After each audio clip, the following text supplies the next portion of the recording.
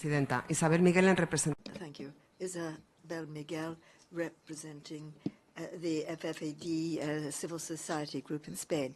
The points in the paper provide a good starting point, but it could be considerably improved. Firstly, cooperation is a very challenging area with 07 commitments that have been once again not met. This is unallowable.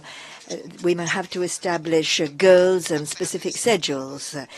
Cooperation is important, particularly for low-income countries.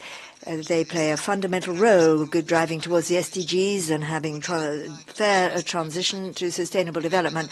They have to be at the center stage. Gender equality, eradication of poverty and combating many disparities have to be there, as well as the role of civil society. The narrative has to change.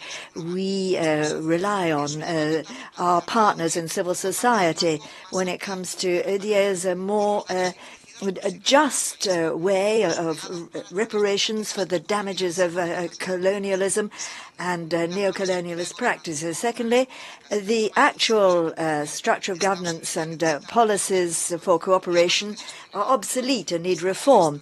The hand that holds the pen writes the history. And here it's the rules of the game that are written that are more for vested interests in a political inequality.